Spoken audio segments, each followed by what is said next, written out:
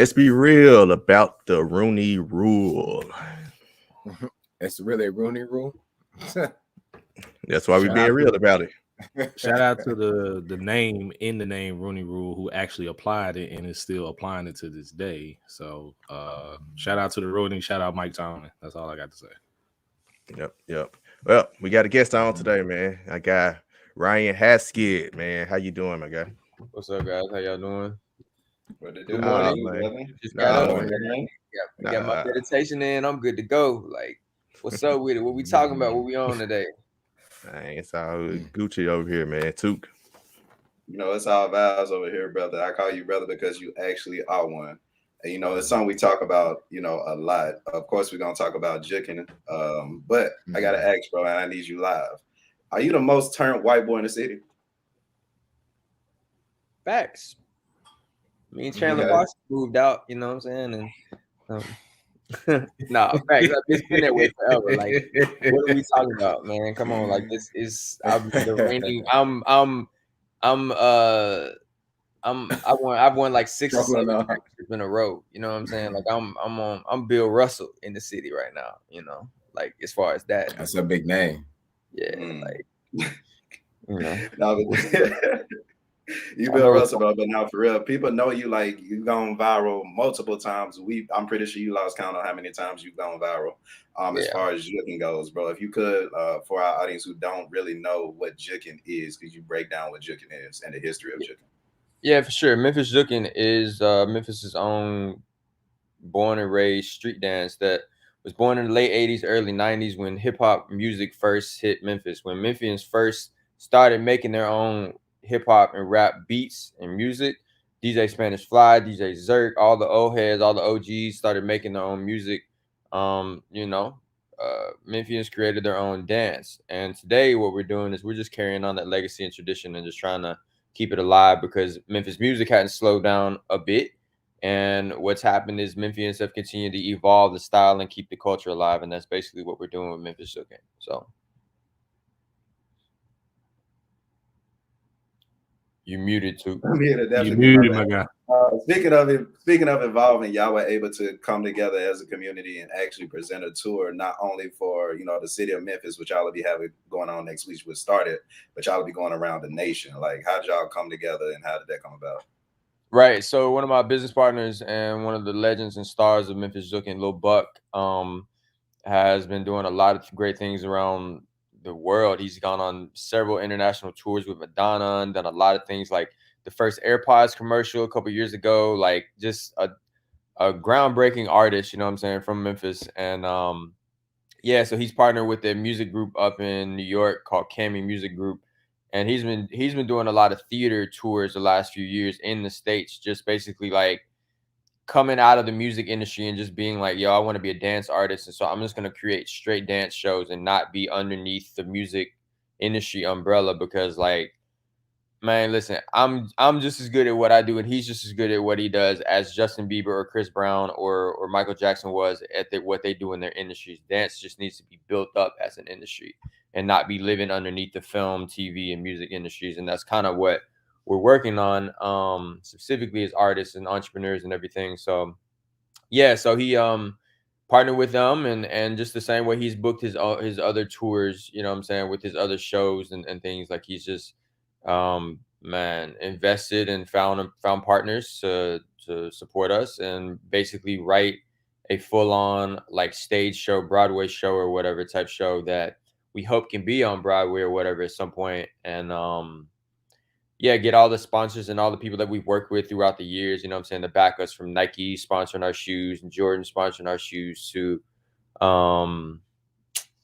like all the support from, like, we just did a big thing with Choose 901 and all the news stations. It's just like basically all the people that have supported us through the years. It's just like, hey, listen, like now we're packaging this in a different way and getting ready to actually physically show up because people watch us from all over the world. But now this is an opportunity for us to like show up in their cities and not have to deal with the street dance community and whatever else is going on in that city, but pull up to a theater where people are actually promoting real shows and trying to promote the arts and whatnot, and tap into that audience and help us continue to build. And also, like, the show is just basically like it's like taking one of our documentaries and putting it on the stage. Basically, that's what it is. So it's pretty cool. Why do you think Jookin as a whole is becoming more recognized worldwide? Like we see people from, you know, Germany and, you know, Asia doing, you know, all kind of Jookin and stuff, and just, you know, trying to see what's going on and tap in with the city of Memphis. Why do you think that it's becoming more worldwide? Well, Memphis music is as popular as ever, and that's definitely helping. But it's really just Memphis is finally starting to figure out social media. Point blank period. Like we're finally starting to figure out how to take the tools at hand and use them and reach the biggest audience that we can. If you think about it, if there's 7 billion people on the earth and there's 1 billion people on Facebook and 1 billion people on TikTok and 1 billion people on Instagram or whatever, it's like, why would we put our focus on the small things like these small events in Memphis or whatever, where it's like the venue's only got a couple hundred people? And that's the same thing for rap, for people like Moneybag and Dolph, RIP, and Glock and Gotti and 3-6 and everybody. It's like just using those tools effectively is helping us reach a bigger audience, because Memphis has only got like 1 million people in the metropolitan area or whatever, if you count Arkansas and Mississippi and the actual city of Memphis and everything that's surrounding in Shelby County or whatever. But basically that's all that's happening, because anybody that comes in contact with this stuff, with our culture, with our food, with our music, with our dance, with whatever, they love it. And that's what we've known for years. Anytime, like, I mean, when the YouTube first came out and they were first putting videos up and they were getting millions of views back in 2006 and 7, it's like, that means that like all these people like what we do. If it's getting over 1 million views for Memphis, that means that it's getting more views than there are people here. Point blank period. I mean, like on our Facebook page in the last 2 months, like it's grown 200, almost 300,000 followers now, and it's like we're up to like 70 or 80 million views on stuff. But all that means is that like all of those people are from elsewhere, because we've capped out at the max people that can see it in Memphis, because there can only be 1 million people on Facebook in Memphis, period. And but that's really just kind of like the easy thing. It's just like, if you just do the numbers and realize like, okay, if there's 200 million people on Facebook in the US, like, cool. Like, why would we not go for that and put our focus on that? And that's all that's happening. And everybody that comes in contact with it loves it.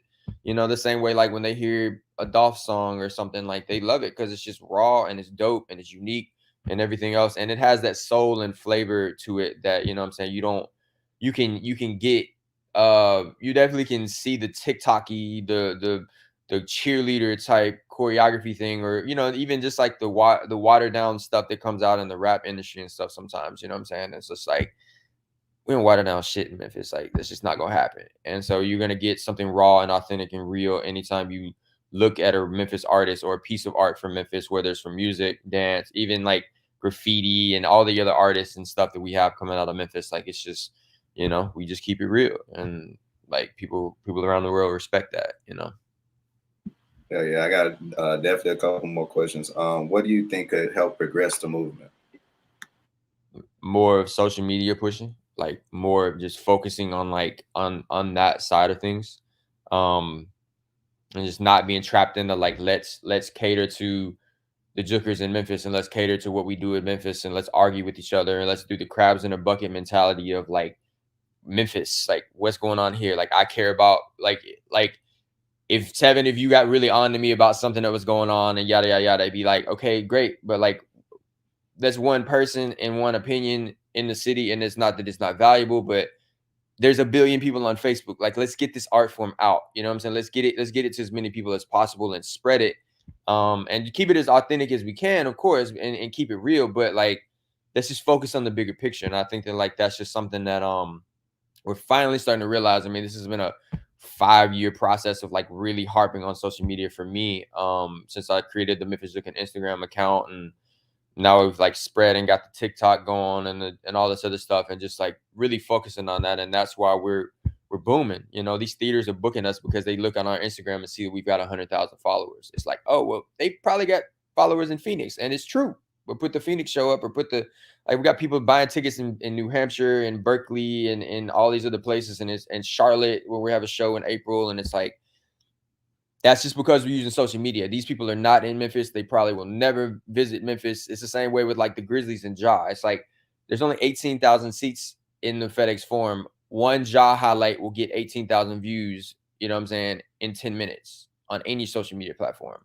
Like, we just got to think like that and keep those numbers in the perspective and realize that, like, if we not, then we just basically talking to ourselves the whole time. Like, I got to the point with the Jookin community. It's like, I don't want to talk to y'all. I don't need y'all to see my videos. You know what I'm saying? Like, y'all know what I do. Like, you know what I'm saying? Like, I don't want to come in the same room with the same 100 people and do the same things that I do. And it's like, be looking for y'all's praise. It's like, y'all know what I do. And it don't really matter if y'all like me or not like me. You know what I'm saying? My art is my art and it is what it is. But how do we reach the bigger audience? And that way we can take what we've got and build on it, because, you know, numbers are real. Like, if we've hit 70 million, 80 million views on Facebook in the last few weeks, it's like, all right, great. Like, that means that money from outside the city is coming into the city, and that's how we'll grow and flourish, you know, because y'all know how it is being in Memphis. Like, a lot of people are just in survival mode always. And it's like, all right, cool. Well,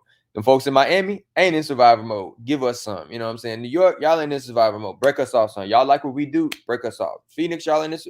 Break us off, you know what I'm saying? So we can bring the money in and keep building our city up, and then become a Miami and become an Atlanta or whatever, you know? Become a Nashville. Hell no. Fuck that. I was so happy when the Titans lost. I was like, ooh, look at y'all. It's all right, Sharky. Last question, with the tour starting next week, after it's done, when it's all said and done, what are you hoping the outcome will be from this whole experience? The interesting thing about doing something physical for us is this. Almost every time we've done something like this, I can go back to all the documentaries and all the little things like this. It always ends up happening where it's like people find out about it online, and then they come see us in person, and it's like it's real to them, and then it's somebody important that's doing something or plugged in with something else that helps us grow. Like, we might it might be the Phoenix show. Like, it might just be some random, you know what I'm saying, $500 million real estate investor that loves the art, or that just likes Young Dolph, for example. Like, his kids just put him on Young Dolph, and he just likes Dolph's music, right? And then he finds out that the theater that he supports or whatever that he donates to is having this show about Memphis. And it's like, cool. They show up in the beginning. I have to do a DJ mix or whatever that's playing in the auditoriums before the show starts. And I'm going to be playing That's What's Up and Preach and this, that, and the other, right? So, like, our show has Crunk Ain't Dead. We've got that license from Paul and Duke and whatever. And it's got that at the end. But it's like, say that one person is in there and they like, yo, I really like these folks. That was cool. The motherfucker, they had a white guy. I didn't know that they had white people in Jookin. I can connect with that. Whatever. All right, cool. And it's like, all right, now I like this show so much. Let me put 5-10 million in it. You know what I'm saying? And put it on Broadway. That stuff happens. And it's not exactly happened to that level of financial like reciprocation or investment yet. But I've just noticed over the years that, like, that's just how these little things happen. Like, we just keep connecting with these individual people, and that's how, like, we've, like, the documentary that you're in, Tevin, that was some French filmmakers that just, like, we don't know them folk. I don't know. I can't even think of his name. Louis. I don't know. We don't know Louis. You know what I'm saying? We don't, like, that might barely speak English, but he loves Jookin, and it's like he's put it on the map internationally. You know what I'm saying? Like, it's like our documentary it premiered in Japan recently and all over Europe and all this other stuff. And it's like, it's always just those, you just never really know when you're going to cross paths with these specific individuals and what role they're going to play in us helping continue to elevate what we do. And that is going to help the next generation of people. Like, the people that are on the tour with us, like, there's only a couple of us that are, like, in our late 20s or whatever. Like, most of the people that are on the tour, like the majority of the cast is like 19, 20, 21. And it's like, great. Like, I spent my whole 20s building something so y'all could thrive. Because I was watching y'all years ago being like, I want y'all to have something. And that's the same, it's just the same cycle, you know what I'm saying? So like, what about the 10-year-old kid that's in Memphis that like, it's not trying to get in trouble and not trying to do something? And where will he be? Where will things be in 2030? You know what I'm saying? And what type of business can we run? And it's just like, that's just the most interesting thing. It's just like, some other really good things are going to come from this based on these. I mean, we might do this show in New Hampshire and there might be 30 people there, for example, because we just don't know with the pandemic and all the things going on, like what the shows are going to be like. And it might be a husband and wife in that joint that's just like, man, like, what's up? Like, we love y'all. Like, y'all are so nice to us, so cool and so talented and whatever. And like, we're gonna try to big this up. You know what I'm saying? We got big connections in New York. Let's get y'all on Broadway for sure. You know what I'm saying? It's always just random little stuff like that. So we'll see. Whatever it's gonna be perfect. And we're taking the risk and willing to get out here. And man, I feel like I've been sold my last 6 months into this project. You know what I'm saying? And I'm getting ready. I got another 2 straight months of doing this. And it's like, whatever is going to come from it is going to be good. And we believe in that. And we're just going to trust the process and let it all flow out. So. Cool. That's it for me, man. Of course, Savage says, what's up, y'all childhood buddy? Yeah, what's up, bro? Heard you got a kid now.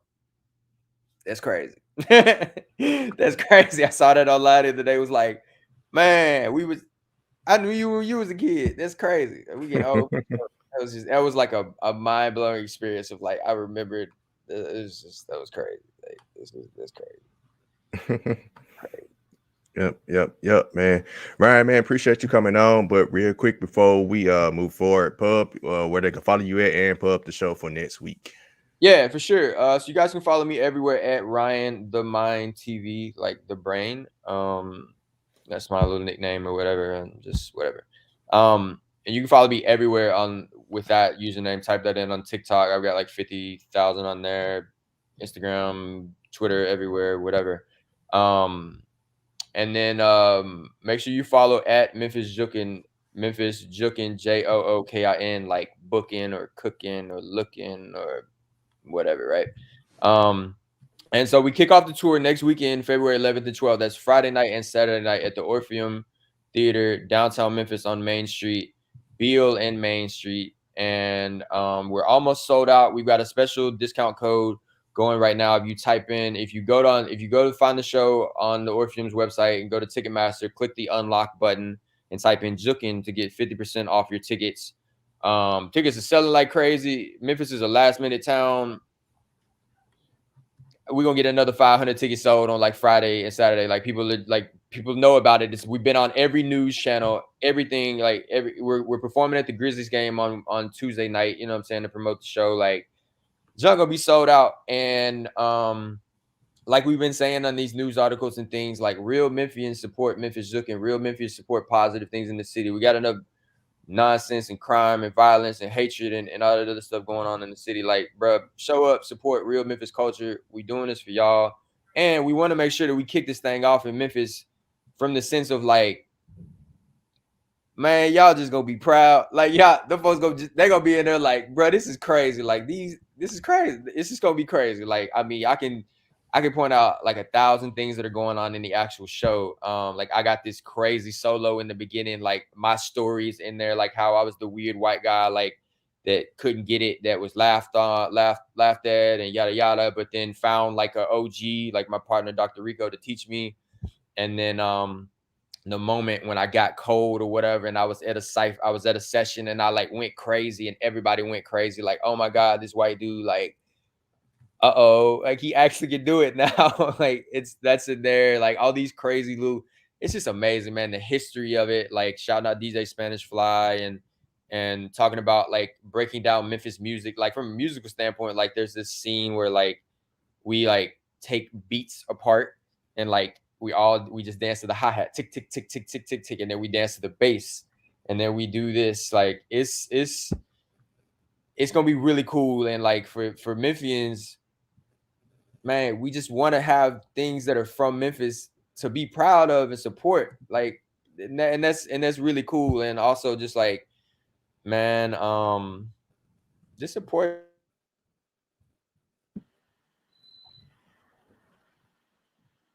Yeah. I was like, did we lose him? Right. I had some advice for him. Wow. I thought it was me, actually. I thought it was me. No.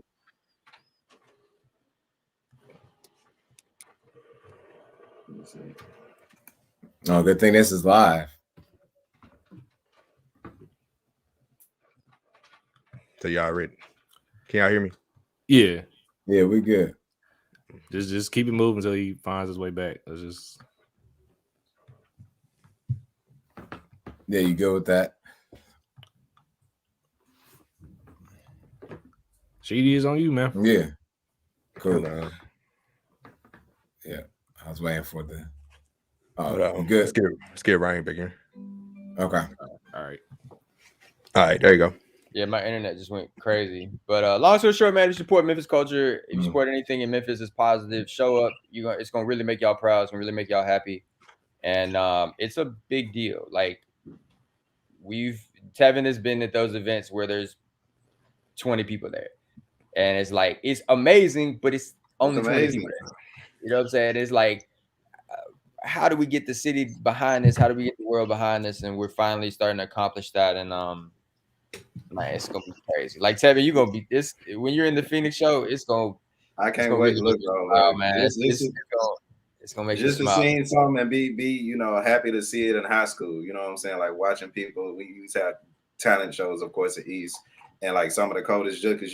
My guy Eric. ET. He's one of the stars. So he's one of the stars of the show. Surf plays double OG. He's literally one of the stars of the show. He's the first dancer you see in the show. He comes out and he's gangster walking, and he's literally like he's come out like he plays the gangster walking role. Like that's his thing. He's the guy he's the OG that ends up teaching me how to juke or whatever. And Don't tell the show. Don't tell the show. Don't tell the show, bro. Don't tell the show. I was like, don't give him the show. Before we start the real talk, because we do have like Hollywood people and like Fox News be trying to jock our style like that. So your story, your life, trademark it. So they don't try to steal from you, bro. It's happened before from the show, bro. I'm just trying to give you some advice. For sure, man. Yeah, I mean, I'll be watching this, bro. I'm gonna thrive regardless, so I ain't really worried about all that. But yeah, because I'm doing my thing. I don't whatever. But yeah, appreciate you guys' support, man. We'd love to have y'all there.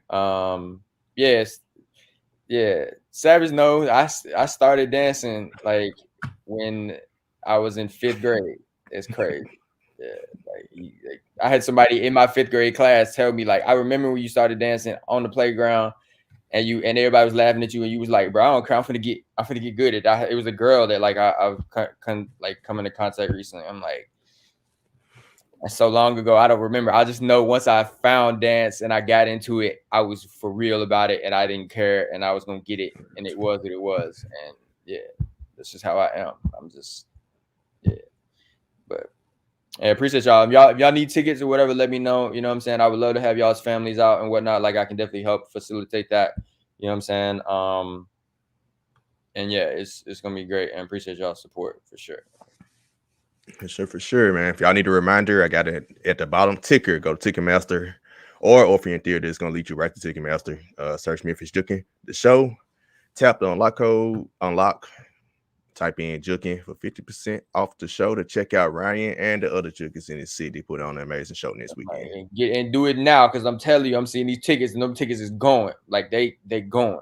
Like the tickets are selling. Like the word is out now. You know what I'm saying? So don't be hearing about it. Be the one talking about it, baby. Baby. Right. That's what I'm talking about. All right, Sheedy. Man, so someone that had to leave, unfortunately, for reasons not so sweet, man. We're gonna start talking about Brian Flores, the former coach of the Miami Dolphins, the former coach who also coached them to their first back-to-back winning season since 2003.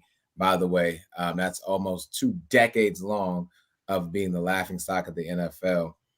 The same man that went from losing 7 straight to winning 7 straight to almost putting this team into the playoffs. We're talking about Brian Flores, who also sued 3 teams, his former team, the Dolphins, the Giants, and the Broncos, for just, how they handled the interviewing session, and how even Brian Flores was almost allegedly paid $100,000 to lose per game, as well. So just want to hear you guys' thoughts about it. Of course, we're going to dive a little bit deeper in, just not Brian Flores. But we'll start with going with Took, then Sharky, Ryan, and then ending with Trevor. No, I mean, at this point for me, it was just about time. I've always called the NFL the no fun league, and it's for a reason. The league is 70%, black for sure. We can barely get a head coach. There aren't any owners, that look like me, and that's a problem because the NFL been around since damn near 70, 80 years at this point. Correct me if I'm wrong, but you can tell that Brian Flores knows what he's doing. His lawyers know what they're doing. It seemed like they have a plan going, and so far with a lot of coaches coming out, even because of course I'm a Panthers fan, so I heard about the Brian Leftwich situation coming out, which was pretty funny. And it made sense. It made sense. It kind of seems like when a team is on a crumble, they do hire a black coach to kind of, fill the gap between that 2-3 years so they can get, a Baker Mayfield, let's say for the Browns, Baker Mayfield or something like that, a couple first round picks. And then now that we found out that y'all actually paid them, and Brian Flores, from what we understand, has proof that y'all said this. Yeah, the NFL is about to lose not only a couple teams, but a couple of dollars as well. So I'm interested. I can't wait to see how this one ends. But it's karma at this point for me, and it's about time. And I hope Brian Flores don't lose his job just like Kaepernick did. But I mean, at the end of the day, like some people, it's sacrifice, and some people are willing to take that sacrifice. So huge salute to Brian Flores for sacrificing, what could be his job for the betterment of the future. Yep, sacrifice is definitely a word. He said to himself, "Hey, I'm sacrificing, possibly not ever coaching the game I love again in the NFL level at least." And he was like, "Hey, I got to take a stand." I salute him for that. And when it boiled down to it, why would you want a job in it? Right, you just saw it happen. Now you blatantly saw it happen to you. You got a text message from Bill Belichick. You go to the interview, they hired the person that he said that he mistakenly texted you. If he actually mistakenly, he didn't do that, to make all this come out knowing Bill Belichick, you never know. Conspiracy theories right there. But hey, man, shout out to Brian Flores, man. This needs to happen.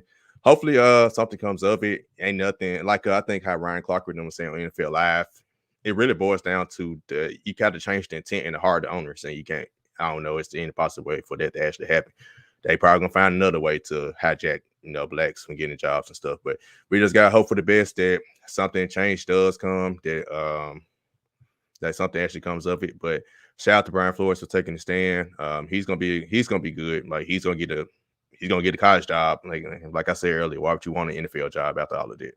And you literally just got fired out to have 2 back-to-back winning seasons, and they told you they wanted you to lose. But if you had actually lost like they wanted you to, they would have fired you anyway and gave white coach the chance to get the glory. So, man, go on chunk the deuces, go on soon, get your money, and go to college, or man, move forward with your life, man.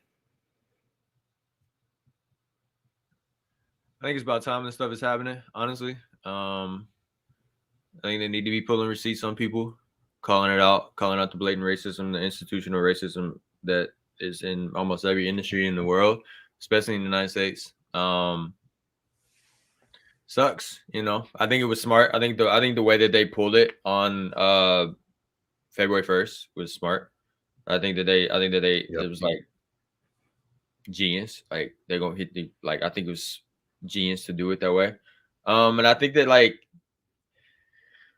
you gotta apply pressure, you know what I'm saying? And this is the same type. This is NFL is like NASCAR, you know what I'm saying? Like it's a widely white audience, rural audience, like where people they live and breathe, you know what I'm saying, this stuff. And but it's lopsided because it's like you said, 70% African American players and they dominate the league. And it's It's an interesting thing. I think one of the things I hope for is that like Black entrepreneurs in the United States can like become billionaires and rise the ranks so that they can literally you have to have some ownership power. You know what I'm saying? You have to have some equity in the situation because like it's just hard. It's just hard. Like he's just an employee. You know what I'm saying? It's like he can squeal all he wants, but it's like you don't have the real leverage to really do anything. You know what I'm saying? On some level, outside of making a PR mess of it and then making things shift around. But then you already know when you see the new PR things come out, the new like however they're gonna try to band-aid it and cover it up or deal with it or whatever, it's gonna be ugly. And the good thing is that he's going the most extreme route that he can. And willing to risk it all, willing to risk the fact that he's gonna get blackballed like Kaepernick, like almost certainly, right? And it's unfair because Cap should still be in the league. If Cap was playing for the 49ers, they would have did better. You know what I'm saying? Like we could go down that rabbit hole too, you know what I'm saying, or whatever. That the whole hypocrisy, but it's just also, man, at the end of the day, it's just we live in the United States. That's what we deal with here. It's tough. And this is not news. You know, we're from Memphis, so we know all about it, you know, from the things that are happening in our city, and it's tough. But I think he did it the right way. I think pulling the receipts is important. Like you got to pull the receipts. You gotta pull the receipts. You gotta show it, you know, and it can be considered messy or whatever, but this is just about like equality and people's livelihoods and making progress. You know what I'm saying? He's taking an L right now that like is gonna pay off in 10 years, you know, and it sucks, but I think that it's time, you know, and you got to pull the receipts because it don't make sense, and it's ridiculous, and like it there's no reason for any human of any color to not be respected for their talents and their abilities, you know what I'm saying, and their ability to bring success to the organization or whatever the hell they're doing. You're winning. That's what you want, right? Period. Y'all are winning. Period. Y'all have sucked. Now you're winning. This coach is doing it. You know what I'm saying? This coach is bringing it. Like, he should be rewarded for that and not be dealing with all this other stuff. And he could have done a great job in any other organization too, because obviously he's having success here. So I think it's about time. And I think that like, hopefully like he presses them and it continues to get bad for the NFL and like things like dominoes fall and, you know, let's just keep fighting the good fight and keep, you know what I'm saying, taking the sacrifices you got to take. It's tough, man. But, I was excited to see it. I was kind of like, all right, like that sucks for him, but it's like, all right, cool. We finna pop these folks in the mouth and make a scene out of it. And things are going to change. And there's going to be other reciprocal dominoes that are going to fall and other things that are going to come out where it's going to like a lot more is going to be exposed about different things in the NFL. And it's going to be good. Like, cause it needs to be more, it's like the NBA is turning now. Like NBA is finally like, it's like, they're doing all this HBCU stuff the last few weeks and all this other stuff. And it's like, duh, finally, like, what are y'all talking about? The NBA has been dominated by Black people for the last 50 years. Like, there's no reason why it should not be a hip-hop league, a Black league. Like, there's no reason why it shouldn't. Like, you should not color it any other way, any other shape, form, or fashion. It should be as raw and real as it is for real hoopers. Like, that's how it should be, and that's how football should be, too. But you're going to have to call these folks out and make a fool of them. Even somebody like Belichick is like, bro, caught your ass, you know what I'm saying? So I'm kind of excited about it, and I think that it's tough, but it's going to make progress and it's going to be beneficial moving forward. So yeah, it's completely sad that 7 teams in its entire existence have never hired a Black head coach in its entire existence. That's one thing that's sad. I do applaud Brian Flores for taking this route to do this. My gripe, more importantly than just the racial discrimination that took place during these interviews, is what happened during his tenure with the Dolphins. And, you know, I'm a proponent of calling out front offices when they make stupid decisions. So not only were Stephen Ross, the owner of the Dolphins, were offering $100,000 per loss just so you can tank to get Joe Burrow, you still ended up in the top 5. You could have taken Justin Herbert because he was taken just right behind him, but instead you settled on Tua, which is a lot of rocky opinions about Tua Tagovailoa right now. And you know, coming out of Alabama, he had a whole lot of injury issues and things of that nature as well. Justin Herbert was sitting right there. Like, if you wanted to get the quarterback you want, you could have had him there with the 5th overall pick, but you chose not to. And now you're putting this all on Brian Flores for God knows what. I really hope that this really leads to something, that this leads to major change, but it's going to be tough when you got 31 owners who all pretty much think the same way. So you basically have to get more than half of these owners, 17 owners, to convince Roger, basically, and Roger Goodell for that matter, to say like, hey, we need to actually make a change. But it's going to be extremely difficult. And knowing the NFL like I know it, the NFL is completely arrogant because they know, like, we're not going to do anything about it. We don't care. Folks are still going to watch football. We're still going to rack in billions and billions of dollars each year. So, like, what is this? They're probably just going to look to settle, throw Brian Flores a nice little check. Brian Flores can go to a college or go to a HBCU and coach and just, ride out into the sunset that way. But I applaud him for taking this change and taking this sacrifice and taking this step. But again, I can just only pray and hope that it leads to a change, and it has to start with the owners. All right. If I could, I just do want to expand on this part. Brian Flores, you guys are right, probably won't get another job within the NFL. And to Sharky's point, who would want a job with what he's went through? The issue that I have with the NFL, please hear me when I say this, Doug Peterson deserves another job in the NFL. The issue I have with the NFL is that they don't give African Americans a chance, let alone the opportunity for others to get second chances at teams. I.e. Brian Leftwich, look at where Ryan Morris is at right now, doing a great job with LA, but not getting another call to coach again. And we can go on a list of names. People are hiring from Kansas City, but they're not hiring the African Americans from Kansas City. The Chiefs, I should beg him. But hopefully, like we said, this turns the page. Mike Tomlin should not be the only African American coach going into next season, but as of right now, today, he actually is. And that for a league that's 70% Black is not what we want to see. But heading from Brian Flores over to what happened with our other teams in the NFL, heading over to Trevor. All right, so I want to talk about other teams. I want to talk about your team. Yeah, back to you, Cheating.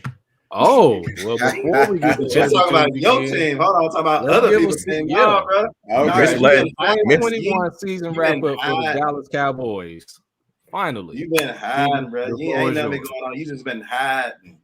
If I had to do a season wrap up for my Titans 5 times in the same week, you got to do a season wrap up for your Cowboys. I had to do it for the Steelers, and I took it in stride after picking them to actually upset the Chiefs. So, hey, it is what it is. It can be really summed up by this old Meek Mill quote. Same old shit, just a different day. I'm sorry, Ace Hood. So it's like I sure it's like it's all Ace good. My bad. Yeah. The Cowboys look to be promising this season. We had Dak back, a pretty steady, offensive line, receiving core, one of the better ones in the league on paper. Was hoping that Zeke would return back to some type of life, but he actually never made it back and revived. You're talking about a team that didn't beat a playoff team during the regular season besides the Philadelphia Eagles. I don't believe that Mike McCarthy is a problem. And I believe that ownership is always going to be the problem as long as he is there and in power. As we were talking about ownership and coaching, that's going to be our continuous issue. Yes, we have a great offensive line, but I actually think we should trade him, get rid of him, except for Zach Martin, because our tackles are good, but they cost us games. And this happened back in Jason Garrett's era as well. Leighton Van Esch needs to go. Trayvon Diggs hopefully is not asking for any more money after a season where, yes, he did okay, but he was not the defensive player of the year. we can win the division. Yeah, that's stupid right now. he is. Clock out, bro. Yes, clock out. Clock. Yeah, because your team didn't know how to run the ball either. So we'll stop there with the Eagles. We'll start. It's just bad play calling. I hope that Kellen Moore gets a job. Look, and here we go. Kellen Moore, who I don't believe deserves a head coaching job, but he can go on ahead too. I don't know what we need besides a fix, like I said, offensive line, and we have to sign some key players back. I think you got to sign Randy Gregory back, one of the better pass rushers that we've had in a while in the league. Like I said, Leighton Vander has to go, and we have to revamp that linebacking core too. We have no corners, so don't even worry about that. Yeah, unfortunately, the best part of our offense or team is probably CeeDee Lamb and Amari Cooper.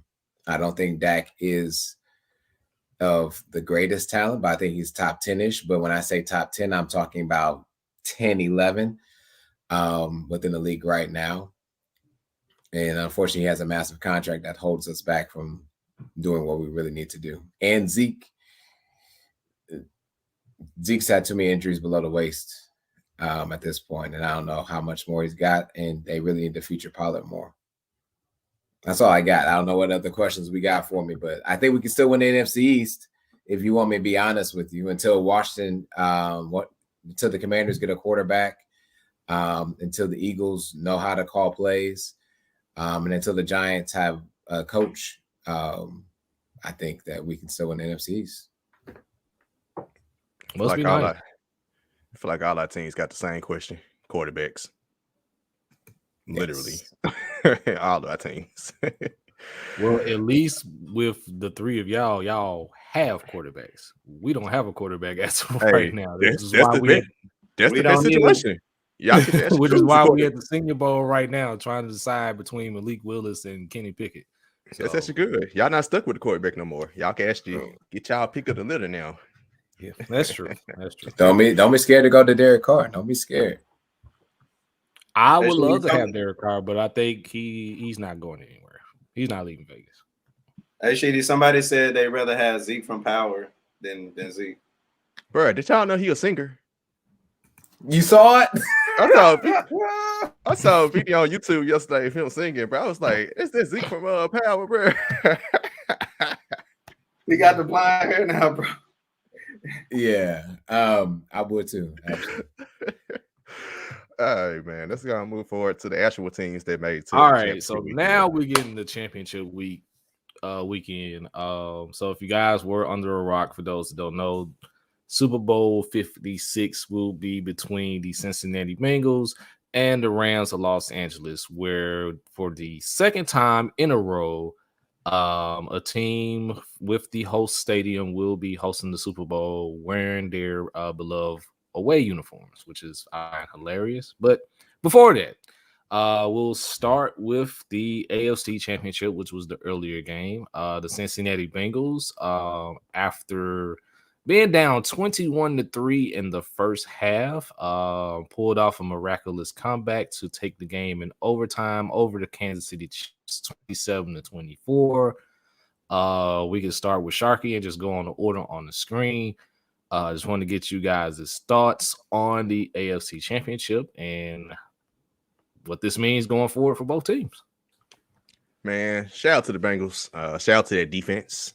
They definitely came through against, the great Patrick Mahomes, who choked in the playoff game as well. So all these great quarterbacks started to choke. Like it makes you feel a little better. Not that much better as Titans fan, but just a little better. Hey, he choked too. But shout out to the Bengals. Their defense definitely pulled through in the second half. I feel like their defense is not getting enough credit for this whole postseason run that they've done.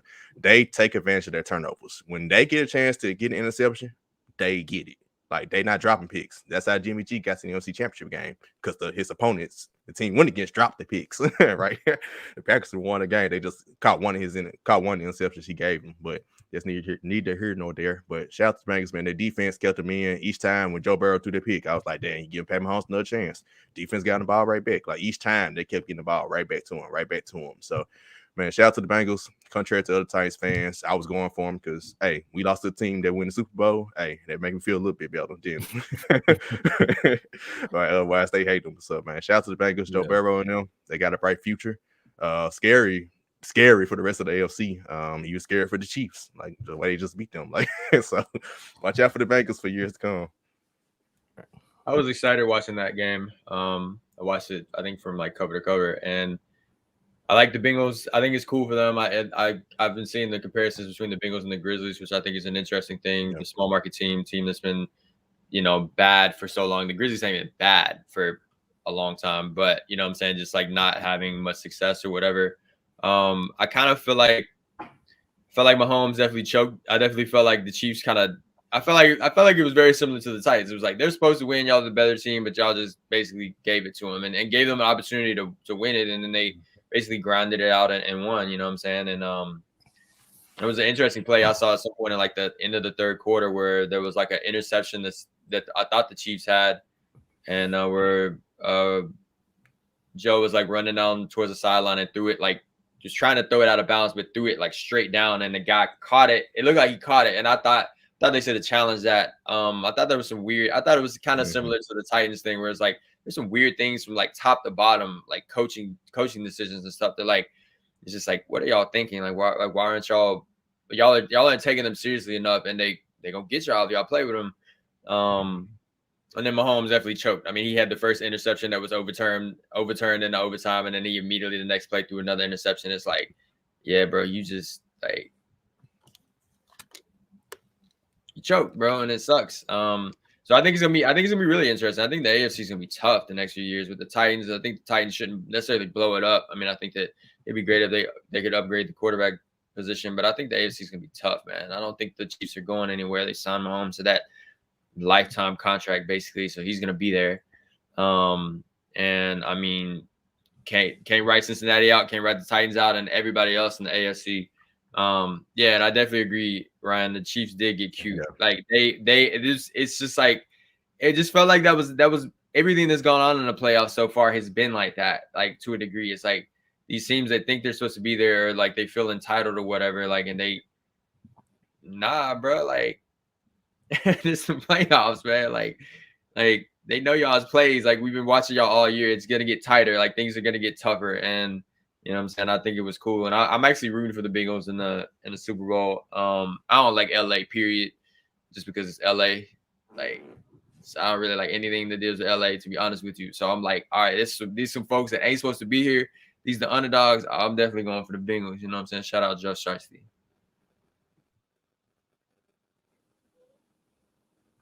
Dude. Okay. I was the alley-oop. You use the nickname for him, so. Okay, I definitely go, man. So my thing is, it's like, where do the Chiefs go as a team? Because Ryan, literally, you just mentioned the contract, and the contract kicks in. You be paying, Patrick Mahomes $10 million more. So how do you get better from free agency, especially when you got a Joe Shiesty who feeling himself right now? Because now you gotta go. At this point, you kind of gotta go through him now. And the Bengals aren't going to do nothing to get better because Joe Shiesty's still on his rookie contract. So it's looking quite ugly in the AFC for real. Like I said, I'm not sure where the Chiefs go from here as far as paying Mahomes all that money. But one thing I do have to say is that damn commandment about Patrick Mahomes can finally be taken down, because not only has Tom Brady beaten Patrick Mahomes, but now he let a second-year quarterback beat him. So, gentlemen, when we took it down last year. We took it down. We took it down after the Super Bowl. It's down. It's officially down. Because at first it was officially down after the Super Bowl. Yeah, nobody. That was definitely down. We took it down right after the Super Bowl. It's been a year. To make this for my own sanity, bro. Because Patrick Mahomes looking, and he ain't gonna get no kind of better. So salute to Joe Shiesty. Like you said, Trevor, last week, and I kind of messaged you about it, but if you a team that ain't got none to lose, then you kind of dangerous. So we kind of saw that. Salute to Joe Shiesty. Hey, that's my Ohio quarterback from this point on. I'll take that respect of Ohio, man. Shout out to Joe Burrow. Who they? Nation. I do not like the Bengals at all, coming from Ohio, man, but it is great to see them prosper right now. And to not be anywhere they've been in the playoffs with Marvin Lewis and their struggles, like, being in Ohio during those times, hearing the fans and the despair of, we made it to the playoffs, and never made it past that first game with Marvin Lewis, Carson Palmer, Andy Dalton, at quarterback, like Chad Ochocinco, like TJ Houshmandzadeh, Corey Dillon, like, the names keep going on, but never prospered anywhere. And so, first of all, we have to give credit to the Bengals.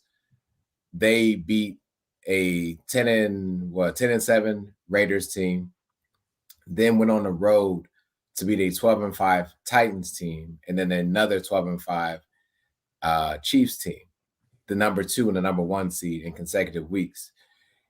And Sharky's right, Cap is right, like 21-3 at halftime. And anyone that watches football knows Patrick Mahomes and the Chiefs do something different at halftime, and they turn it up in the second half. And the Bengals weren't having it at all. And so shout out to their defense. And they weren't known as being a great defense, or like, I don't know, say like a top 3, 4, 5 defense. We don't talk about the Bengals defense. But again, it's not about being the best defense. It's about being the best on the field for that 60 minutes. And they proved it that night. As far as the Chiefs, I think the Chiefs are okay. My fault, Cap. You got to say something? Yeah, they remind me of the Saints. You remember the Saints when they won that Super Bowl after Katrina?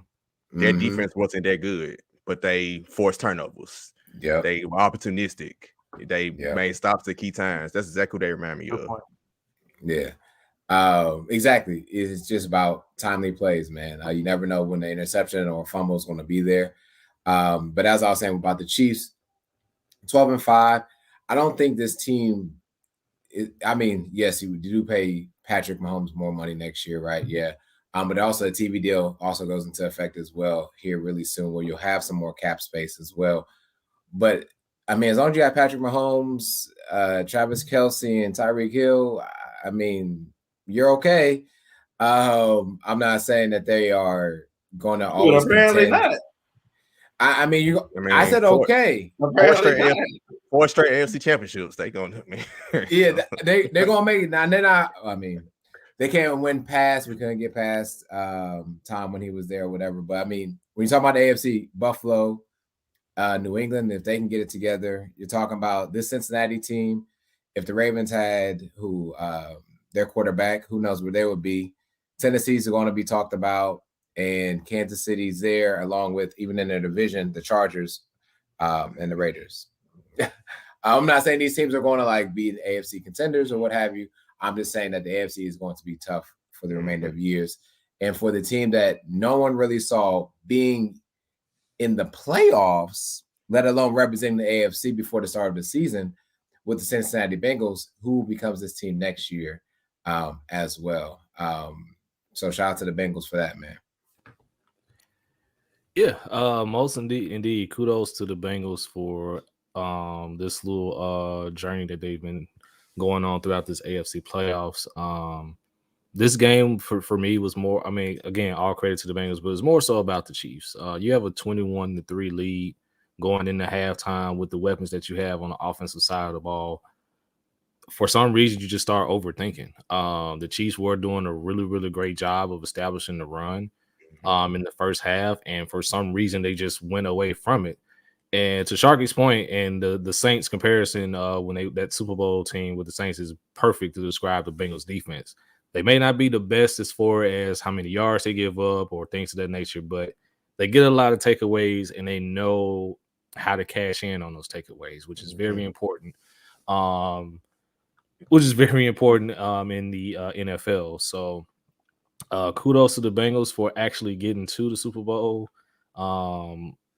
There could be some dark days ahead for fellow Steelers Nation, because we got to see Joe Burrow twice a season, and it's not going to be pretty. And have fun with that. Yeah, and the whole AFC, let's just be honest, because now you're looking at Mahomes, Burrow, Justin Herbert is no slouch. Derek Carr was no slouch. Lamar Jackson, whenever he gets back 100% healthy. Josh Allen, who we just saw. So the AFC is going to be tough. And good luck to myself and everybody else who has fave teams in the AFC, because it's gonna be crazy. As for the Chiefs, I think the Chiefs will be fine. Because again, they have Patrick Mahomes, they have Travis Kelce, they have Tyreek Hill. I just think it's just, once again, just if you're able to run the ball, keep running the football. So I'm pretty sure they'll probably find another backup or something to go alongside Clyde Edwards-Helaire in the draft that you could probably utilize in your offense and things of that nature. So again, congrats to the Bengals. And from there, we'll move to the second game, which was the NFC Championship. The Los Angeles Rams were able to pull off a comeback after being down 10 in the second half to the San Francisco 49ers by them pulling off a win 20-17. We'll go with the same order, and then we'll get Ryan's back. Okay. So we'll go with the same order, just same questions. Your guys' take on the game, and what do you guys see moving forward with the Rams and the 49ers? Really good game. Rams pulled it off. Matthew Stafford came through. Like I called from the Tampa Bay game, I saw a change in them at the end, and they were down by 10 going to the fourth quarter and made the comeback. I knew Jimmy G was going to make the game-ending play in the opposite direction, not make the play to win it, and that's exactly what happened. Shout out to Deebo Samuel, man. He definitely put the team on his back. I don't know if he can keep consistently doing it year after year at some point. All of that mileage, all those carries / receptions might get to him. I hope they don't overuse him, but hopefully he gets paid before they start overusing him. Let's just hope for that. But yeah, shout out to the 49ers again, how far they can get with what's the name, Jimmy G again. You know, he's about to go somewhere this offseason. I don't know where he's going. He's about to get, overrated by some team and go and let another team down. But there you go with average quarterbacks. That's just the way it goes. So shout out to the Rams. They get the Super Bowl, get to play at home. Shout out to them winning a road game, because that was definitely a 49ers home game. I don't care. When the 49ers did anything, bro, that shit was loud, bro, in the Rams Stadium. And it was like that. Like I said, I went to the Titans Rams game in November. It was about 50-50. Like, it was so many Titans fans there. That shocked me. Like, so LA is just one of those cities. It's kind of LA is not a football market, man. I'm telling you, it is not a football market.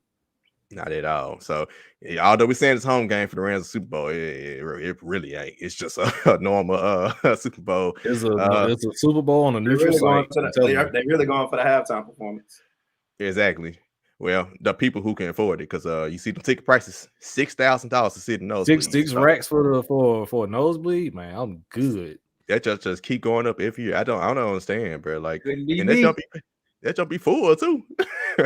Couldn't be me. Hell no. Couldn't be me, man. Like, it's out here in Arizona next year. I'm like, I kind of want to go. Nah, take the money. You need to buy. You need to make a payment plan now for them tickets. I know you should start that. You should start that 2 years ago. Exactly. If I'm paying 6 racks for a ticket, the starting quarterback for both teams better throw me a pass or something. And that's 6 racks to sit at the top. And that's what I'm saying. To sit at the top. That's not even. You buy a car. You can buy a car. If you were sitting down in the lower level, you could literally buy a car.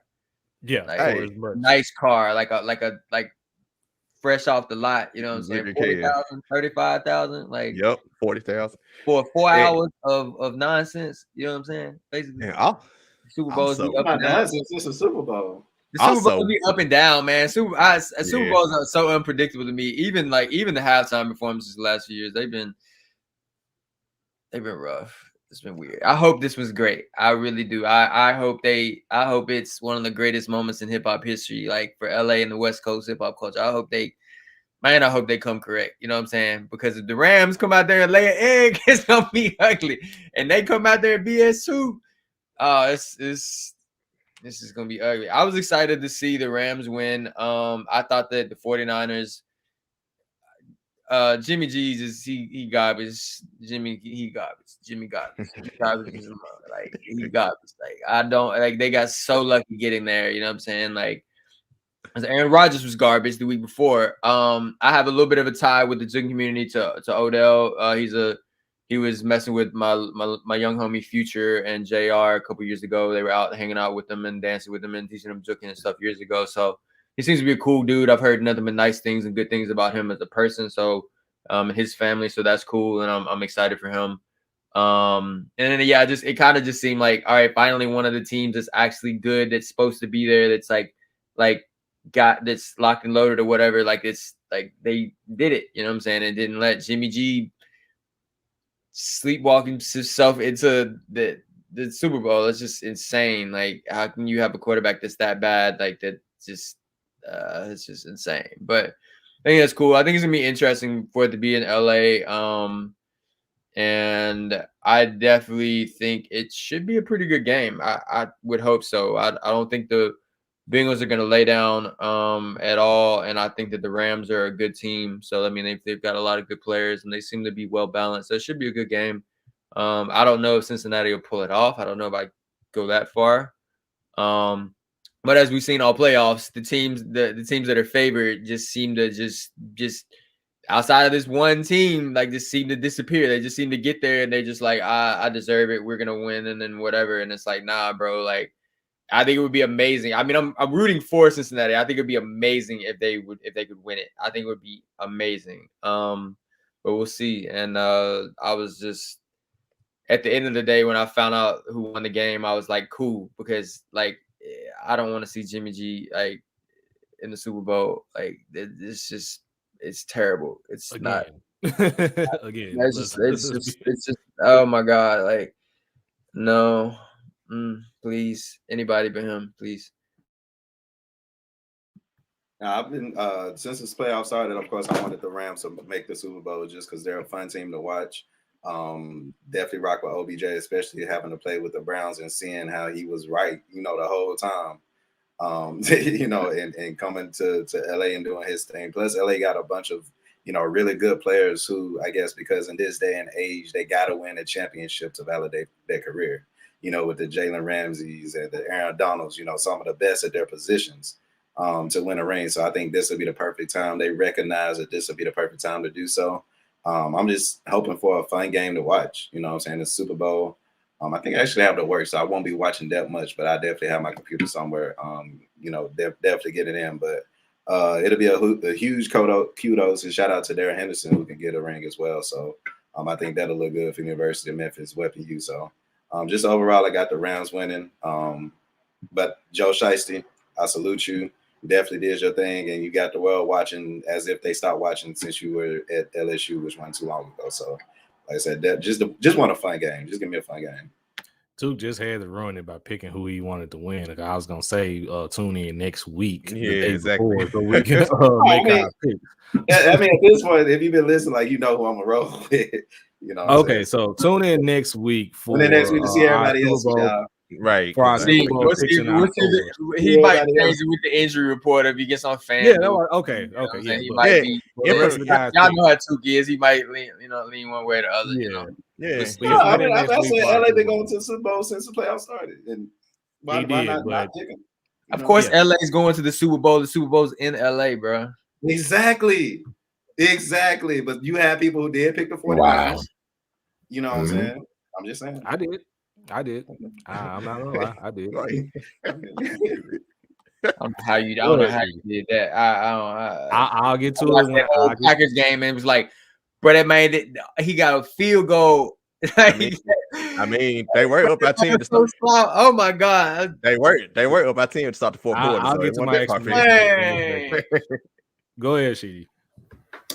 I don't want to take any respect from those 49ers and Deebo Samuel and that defense, especially that front four. That front four is amazing. And to think that they had DeForest Buckner on that team too, right? A defensive lineman, but then got rid of him and still are just fine. To your point too, I think Deebo's got to get his money like right now. He's doing way, way too much. At times I feel like the offense is on his back for sure. And, your legs are going to take so many injuries. You're talking about not only running the ball out the backfield, but also catching passes across the middle. He's got to get his money now. But anyways, the Rams were the better team in the NFC. They deserve to be in the Super Bowl. I'm all for OBJ and what he's done. He's caught like 80% of his targets in the playoffs. That's ridiculous. Talking about a Rams defense that also has Von Miller on there. You talked about some veterans that have been signed there. He's thirsty for another one. Aaron Donald, I think, is just thirsty just to be back in the game and to play it because they were embarrassed last time they were in the Super Bowl. But they have a better quarterback for sure this season. And, you know, Jimmy G, I don't know. There's probably maybe 3 or 4 teams that could use you as a possible starter, maybe. But it's no one on this podcast, and it's no one that I don't know. Like Jimmy got paid because of who? Bill Belichick. That's really why he got paid. The same way, who was that? Sam Castle got paid as well. Whatever his name was, a bum. Matt Castle. Matt Castle. Matt Castle. Sam Cassell, Matt Castle. Cassell, yeah. White Castle, you know. Yeah, you feel me? It's all the same. Well, everybody's getting paid for Bill Belichick. But anyways, I don't know where Jimmy G ends up and what goes on with the 49ers. As long as you have that front four intact, though, I think they can still be a playoff contender just because pressure on quarterbacks and what that can mean is just amazing. But they're also going to need somebody else besides Debo on offense. What's that? There's that African kid that caught all those passes against the Cowboys, but he didn't show up the other 2 games. Ayuk, and Ayuk, yeah. And Ayuk, yeah. And I didn't see him the other 2 games. But shout out to the Rams. I'm just leave it at that. They made a great decision with going all in for Stafford and getting rid of the quarterback that they paid millions of dollars for after a horrible time, but I'd rather not discuss that. That is Sean McVay's money and not his, so to speak. But again, kudos to the Rams. Yeah. Trevor, what you got for us? Yeah, the Rams were obviously the better team here, and I picked the 49ers just simply because they had the formula to beat the Rams. If you looked at the stats against the blitz, Matthew Stafford is pretty much unstoppable when teams blitz them. And with that front four being able to get home and get to Stafford, I just felt that it was going to be a difficult time for them. Now, on the offensive side of the ball, as long as San Francisco was running the ball and able to establish something there, as long as Jimmy G didn't have to step back and pass, then the 49ers had a chance. And as I mentioned earlier, going in the second half, they were up 17-7. They were up by 10. But unfortunately, the Rams just said, okay, we're gonna stop everything else. Jimmy G, if you really want this, you're gonna have to beat us with your arm. And as you can see, every time Jimmy G is asked to go win the game, it never pans out for the 49ers. So kudos to the Rams here. Again, kudos to the Rams for going all in on Stafford, as she said. So again, it's another great opportunity for them to get to the Super Bowl and try to rectify what happened a couple of years ago in their Super Bowl matchup with the Patriots. So that'll be an exciting match. They'll be exciting to see. As far as the 49ers is concerned, yes, Debo needs to be blank checked. Just tell the 49ers, like the 49ers just need to hand them a blank check and say, here, write a number down that's comfortable for you, and we will pay it. In terms of Jimmy G, yes, he's looking to go somewhere and win. There are rumors that he may be heading to Pittsburgh, which at this point, I'll say, if we're going to have him in Pittsburgh, we might as well have Mason Rudolph. I'm just going to be honest with you. But I'm going to be honest, that asking price from the 49ers is a little bit high. So they're asking for a second or a third rounder and a player. Again, if we're trading for Jimmy G, I was like, just hold on to everything and just trot Mason Rudolph out there, because Mason Rudolph is going to be out there anyway because Jimmy G can't stay healthy. But again, kudos to the Rams, and tune in next week as the guys will make their Super Bowl picks and scores and possibly MVPs. So shifting things over from the National Football League to the National Basketball Association. Took, take it away. Yes, sir. NBA All-Star Reserves. Let's get right into it. We got the Eastern Conference Reserves, if y'all don't know. Jimmy Butler, shout out to him. First year, Darius Garland, James Harden, Zach LaVine, Chris Middleton, Jason Tatum, and also first-timer Fred VanVleet. Gentlemen, how do y'all feel about the selection? And do y'all feel like anybody was snub? We can start with Shark and work our way around back to me. At first out, not really. Maybe Tyler Hero could have got in, but I can't think of anybody who could have took off. Of course, you're gonna have injury replacements. KD is not gonna play. Probably a couple other guys. So, some of those guys getting an injury replacement. But I guess the first thing off my head is Tyler Hero. He's averaging like 21 points a game. Jimmy Butler and Bam Adebayo has missed time. Tyler Hero has been there almost every game, man. He's kept the Heat afloat while both of them are out. So Tyler Hero's first out, but I can't think of anybody to take off. Did you say Jason Tatum made it? Yeah, Jason Tatum. Yeah, he's on there. Mm-hmm. How many points? I guess because his stats are gonna put him in there, but Boston's been underwhelming, so I wouldn't put nobody from Boston. But stats wise, name recognition too. Yeah, he might not be the right one from there. Mm-hmm. Yeah, but his stats also live up to. I'm pretty sure he averaged like 25 points a game or something. I would presume so. Yeah, I didn't really have any issues with anybody I saw. I think that it'd be interesting to see if they give a nod to Jarrett Allen. I think he's been playing great. Yeah, he's a good one, yeah. Maybe Jaylen Brown, but I know he's been injured and in and out. And yeah, like Boston's just been Boston. They just all over the place. Like they don't know what they are like fumbling the bag. I don't know what they're doing. They BS big time. I see that. I see that. Very sure look alike. Shout out to Mike Evans.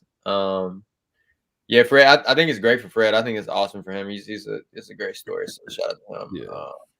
My boy Ian has been training with Darius up in Nashville the past few years, and so that's cool to see him. I mean, he's been playing great. I don't agree with any of the Darius things. Like there's levels to that. I don't understand that at all. But and I don't really have any issues with anybody. I think it's just going to be interesting to see how they fill it out. With injuries, I wouldn't be surprised if somebody else gets injured or pulls out or something in the East. Mm-hmm.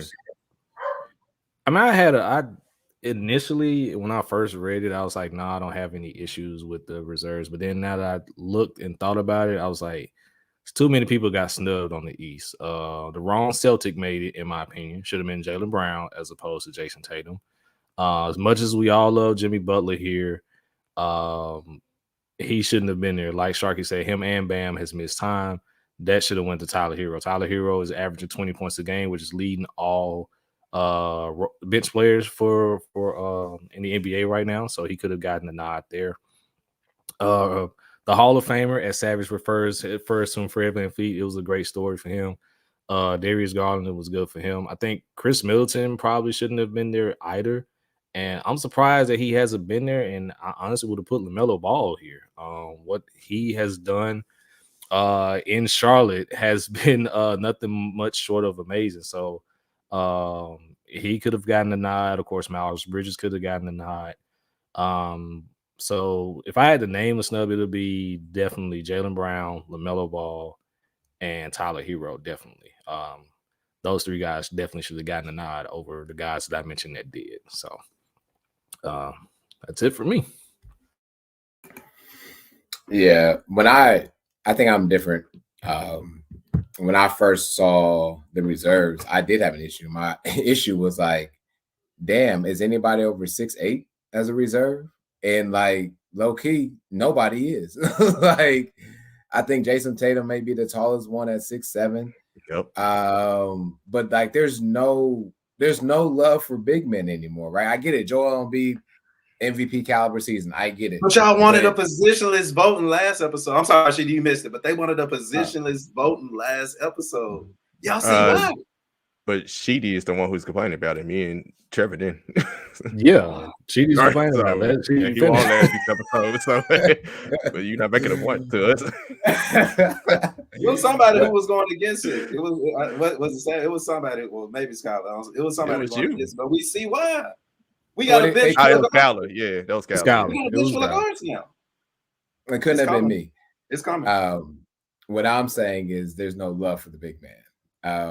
And I mean, the Cavs, Darius Garland just barely got in, right? But this team has been in the top 5, 6 the entire season. They should have had at least 2 players in the East. And I think how many of the Bulls got? 1? With just DeMar, right? Bulls got two. Yeah. Okay, the Vucevic getting okay. They got two. They got Zach Exactly. LaVine and DeMar DeRozan. All right. But then the Nets are going to get 2 to 3, right? Because it's the Nets and they've been playing like shit. And so I just call it like I said. But to be honest, I think Jared Allen,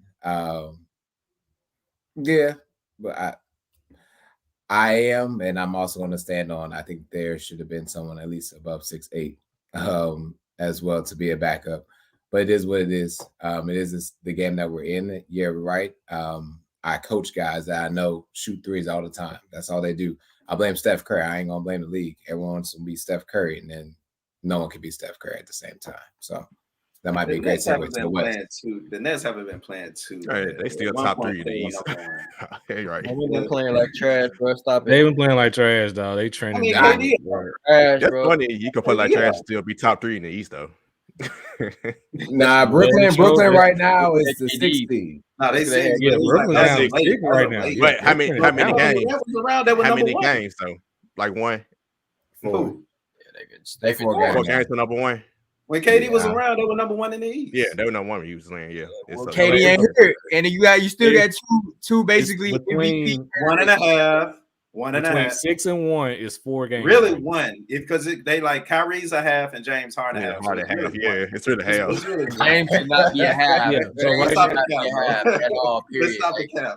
Like ship him out, bro. Ship him out. I want to see him and Joel implode. That trade should have been happened, but I want to see the Philly media get on James. They finna cook him. Boy, I can't wait. I promise to God, please make that trade happen. Oh my God. That's a good move for Ben Simmons, actually. Yeah, it's a great move for Ben Simmons. Great move for Ben Simmons.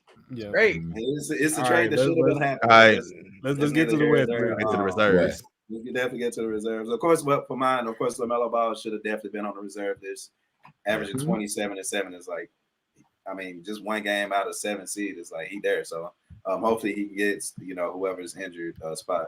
But let's go into the Western Conference reserves real quick. Of course, Devin Booker, Luka, Rudy Gobert, Draymond Green, who will be replaced. Donovan Mitchell, Chris Paul, and Karl Anthony Towns. Donovan Mitchell, he just came back, so it's going to be interesting to see if he plays as well. Who do y'all think was snubbed, if anybody? How do y'all feel about the West? I think initially it's fine again. I think Grizzlies fans jumping in saying Triple J should have made the over Cat. Minnesota needed somebody to make it, in my opinion. And Triple J, I agree with that. His beginning of the season wasn't good, and it's something to be said about consistency. He's turned it on the last since December. When Ja got hurt, he turned it on from that point forward. A little too late because Cat been doing it all season. So, but injury replacement once again, Triple J could be one. And somebody I think out my mind, somebody else they were mentioning, but Anthony Edwards could be a possible replacement with someone. There are other players alone. I think Triple J should have. I believe he should have got some. He probably got some votes. But just initially listen to it, I can't think of anyone that really got snubbed. I don't really know where the Timberwolves sit in the standings, but I definitely think that Jaren should be there. They're 7th. They're 7th right now. I don't know. They weren't expected to be good at all. So. Yeah, I don't know. I think that Jaren probably got snubbed, but I mean, Cat's great. And I mean, but I think Jaren's still gonna get in anyway because of the injury stuff. I would be very surprised if he didn't get in, and I think that's great for the Grizzlies. Other than that, I don't think there's I don't have any real issues. Like Cat's the only one that's weird, and he's not. It's not that he's not an all-star talent and not putting up numbers or whatever. They're just. I don't know. They're finally in playoff contention. We'll see if they stick there. I mein, they've got the talent. You would think that, All right, this ain't trolling out, Ryan. Ryan, clock out. Ain't trolling out, bro. Clock out, Ryan. Yeah. Oh, hell.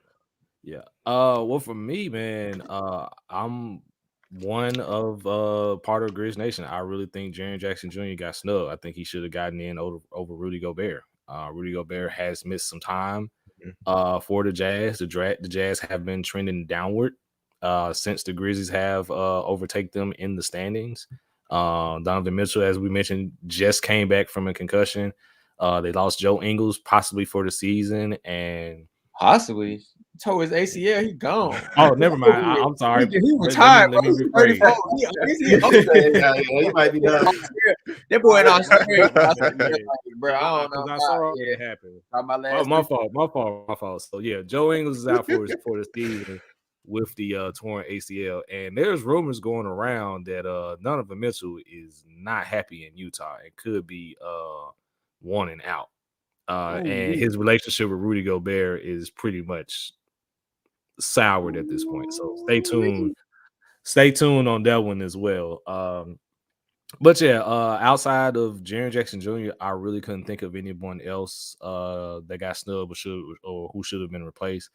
Of course, Paul and Booker should have gotten a nod. It was surprisingly enough they had the best record in the NBA, and neither one of them was in the starting lineup. But we understand it's 50% fan vote and everything else. They're not as popular if you look at the numbers. That's crazy. And that's true. That's true. Cat's been great all season. And it's surprisingly enough that they're 7th in the standings as of right now. So he needs to give Anthony Edwards he needs to buy Anthony Edwards a Bugatti or something for coming in and turning that whole situation around in Minnesota. And then of course, Triple J, of course, like we all mentioned, may get the nod with the injuries, injury replacements. So because Donovan Mitchell may not be in, so you could see Anthony Edwards there. Draymond is not playing and things of that nature. So, but outside of Jaren Jackson Jr., I really couldn't think of anyone that got snubbed. Definitely. Yeah, my biggest problem that I had with the All-Stars being named was, to Trevor's point, the number one team in the entire league didn't have a single starter. Like, how does that have to happen? So like that's a big problem to me. But I don't see anything really wrong with the players that actually made the list, even Mr. Wiggins himself. But, you know, to each his own. The West is the West. I'm really, really anxious to see what happens with a few teams in the West, even after All-Star game and such like that. But the teams that deserve those picks and players are there. And I hope the coaches make a good decision, and I hope Silver makes an even better decision when it comes time to replace those players that are going to be missing. He should not be in the three-point shootout, but I did hear there was a layup drill that he was late for, so you might want to check in for that one. Shaking my head. Definitely get the Triple J y'all sides on that one. I actually found nothing wrong with the list. If you look at Cat's numbers, and they, like I said, the Timberwolves are 7th, so I think you would like to recognize somebody from that team, because they really shouldn't be in the playoff hunt at all. In my opinion, they're not there yet, but they are. Cat's averaging 25, 10, and 2.5 blocks. I mean, you kind of got to recognize that. You know, Rudy Gobert, 15 and 16 rebounds. I mean, it's 2.5 blocks. You kind of got to recognize that. And, you know, Jazz been a top 3, top 4 team for the longest, and even though they are falling. I mean, as of now, I mean, 15 and 16 is crazy. Like, if Jaren could get his rebound numbers up, he would have been there for me just like that. And I'm pretty sure he will be the one chosen for Draymond's, replacement. But I think right now, we like to we beginning of the season, we weren't talking about Jaren Jackson and All-Star. We weren't having that kind of conversation in the same sentence. So the fact that we are now, I think now it's time for Jaren to show why he's an All-Star, just like Ja did. So like I said, man, who's to say? Like I said, he probably more than likely will be replaced, but just to be in, voted in, it means something too. But that's it on my side. Right, man. Real quick, we're returning this year with L of the month. Remember, we gave to ESPN like in early last year, like in October, because they had already. I don't know why y'all doing this to me, bro. L of the month 3 times. ESPN is back on this list. They did make a tweet talking about Ja Morant was the first ESPN social media team. I want to separate ESPN from the it's still on the ESPN, but no, it's the same. It's the same. It's the same. Media team should be separate from the rest of ESPN, because ESPN been hyping up Ja on actual sports and TV. So I give them a break. Social media team messing up, talking about Ja was the first All-Star starter. They done other things, just misinformation. But I got a video to show for the actual of the month. I was driving home from practice, about to be a free agent, hopefully signing another multi-year deal in the NBA. And I remember seeing this car coming right towards me and a huge loud noise. I knew with my injuries that I wasn't going to be able to play. Instead, I'm in the hospital looking at all these permanent injuries that I suffered. Having my career cut short by a drunk driver was the worst part of my life, and I never thought I'd retire at 31 years old. I knew if there was, one firm to give me justice and to get me compensated for that, it was going to be Morgan & Morgan. It's crazy because basketball was always there for me. When something like this happened, they weren't, and Morgan & Morgan was. Morgan & Morgan has definitely really helped me in the toughest, darkest moments of my life. Those guys were there for me, and I'll never forget that. Morgan & Morgan are unbelievable what they do. They're sharp, they're smart, they're professional. They'll do what's right for you. I'm Chandler Parsons, and I chose Morgan & Morgan. So Chandler Parsons and Morgan get the L. Ryan, if you miss it, Took years ago, me and Took first started podcasting together. He called Chandler Parsons Pimp Parsons. Wow. Took, explain why you call Pimp Parsons Pimp Parsons. Run me that. Break that down. Y'all, it's Black History Month. That's why he getting that L. That's why he's getting that L. Pretty much, Ryan. I've had a strong dislike, because hate is a strong word and I don't want to put in my vocabulary. But I've had a strong dislike for Chandler Parsons for years. For the simple fact that the grit that he took upon himself to sign a major contract, knowing that he was slaw with the Memphis Grizzlies. You're a Grizz fan. I think we talked about that. Why are you being paid $100 million, not only from the Grizz, but I think the Hawks paid him as well, when we clearly just saw that he was damaged goods, but yet he got $100 million from the Grizz and only played 50 games, if that, for the 4 or 5 years that he was here. If that's not pimping, if that is not pimping a team, and we clearly just saw that he got money from somebody else, he pimped somebody else from a case. He didn't even need our money. Morgan & Morgan just hooked him up. Yep. And look at this. What's your best Memphis Grizzly memory? Signing a contract. Karma. And I can't wait. To Karma get his ass. But that's messed up. And like the fact that we're talking about him on the pod right now. I don't think there's any doubt about it. It did get him. I mean, he look at him. You see him in the video. He getting fat, getting chubby. You know what I'm saying? Got little chipmunk chinks on him. You know what I'm saying? It's over with. Like that was totally like he attracted that for sure. And of course he's one of those people that's gonna ride with wherever he is. Like when he was in Memphis, he wasn't necessarily bashing us. Like he's just gonna ride with wherever he is, bro. Because he's like he burns bridges everywhere he goes. He's a talk. What pimp talk a lot? Talk a lot? Most pimps don't gotta say much. He's a talk, bro. Slick back. Perfect use. Yeah, we're not gonna talk about him dyeing his hair blonde, looking like NSYNC Justin Timberlake. So I'm telling you, bro, he don't. Trust me. Yeah. You can hate both. Yeah, so he would get the L. Yeah, I asked because strongly dislike. You can strongly dislike both of them. Yeah, and he's definitely turned into a troll at this point. Even when I met him briefly, I was like, yeah, this ain't working here. So it is what it is, though, man. So, but definitely L of the month, Chandler Parsons. Like everything that money could have been used for the city of Memphis, we pay him. If it would have worked out, if he would have played great, we would have been singing a different tune. But of course, it didn't work that way. It's unfortunate. If he would have played, period, I would not be talking about this. Yeah, of course. I wouldn't have a problem. Yeah, of course. He hold us up, but whatever. We're on to the next one. We good now. Today, right? It was positivity too, like you always say. Positivity. We good now. Grind era out anyway. Like it was that they needed to ship them. It worked out perfectly, the timing of it, but it was like neither Mark or Mike was like a alpha male type player. You know what I'm saying? They never came out and was like, all right, bro, I'm gonna put up, like Ja be putting up 30 shots. Like Mike will probably always in his career be a better shooter than Ja. You like based on the statistics, if you look at him. He ain't ever gonna put up 30 shots, bro. As soon as the team became his, he should have been putting up 30 shots, bro. Like, what are we talking about? Like the game when they played Kawhi in the playoffs and he actually went toe-to-toe with Kawhi that one game. I was there at the game. Like, why don't you do this every game, Mike? Like, why don't you shoot every shot? You just too shaky. I gotta roll, guys. I gotta get to something. Appreciate you guys having me. Yeah, thank you guys so much for all the support, man. And hit me up about them tickets. I'll mess with y'all so y'all can come see the show next week. Oh, appreciate you. Appreciate you again, Ryan. Sure, no problem, man. Catch y'all later. Peace. All right. Peace. Yep. That was messed up, bro. Y'all really ain't have to do that to me. Man, too. Why you still letting them bother you, man? You supposed to laugh at that and give them the L.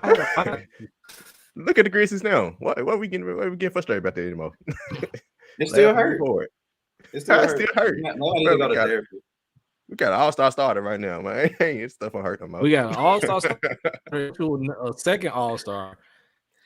Like, my thing is like I want, when people watch this podcast, specifically this part, I want people to understand that the ultimate finesse, perfect. Don't trust him. Like the fact that Morgan trusted him, mean that they ain't got nobody running. They ain't got no kind of coach. He played his college basketball at the University of Florida. So me and Sharky already didn't trust him for That's why Morgan should get co-L of the month. I agree. Definitely. I agree. They there. They there. Cool. Especially quick, with that hair. Real quick. How are you for the people? Hold on. How are you for the people and you just had a spokesman that's not for the people? How? No, real quick. Make it make sense. Real quick. For the people, which commercial was worse? This one or the Johnny Manziel direct auto insurance commercial? This one. This is false advertisement at its finest. Yeah. This is false advertisement at its finest, bro. Not even close. Right, come on. Not even close. Your slogan is for the people. For who? For who? For the gangsters. For the gangsters. For who? Let's go, man. It's like that got it, man. Oh man, that's great. Nah, I know. All right, man. That does it for this episode, man. Appreciate y'all, man. That was a good one. Before we end it off, let's do our promo. Welcome to Let's Be Real Media, a podcast network that provides your official game plan for sports, culture, and music. Headlined by the Let's Be Real podcast, featuring P Shark, Scott Lido, Tail Shakir, Trevor, Sheedy, and Savage, and includes other podcasts like the I Don't Know Sports podcast by Savage, the Let's Tighten Up podcast by P Shark, Scooting with Sheedy by none other, the name says it itself, Sheedy, Pittsburgh County podcast by Trevor, and Let's Talk About It by Uncle Mike. You can follow us on social media at LB Real Media on Twitter, Instagram, and Facebook. And as you can see, the website, go on the website, lbrealmedia.com to check us out. Thanks. All right. Appreciate everybody vote for my new logo for Let's Tighten Up podcast. I'm not finna redo that video and change the logo on there, so that video gonna remain. But appreciate everybody voting, man. Got a new episode coming out next Wednesday or Thursday. I'm recording this Wednesday. Not sure if I'm going live or not yet. So check us out. Be talking about the Senior Bowl. My guy C Wood, C Wood Sports. And of course, you got LBR Media still doing great things. Still got Twitter Spaces next Thursday night. And all the other podcasts, Scooting with Sheedy is coming out soon as well. For who?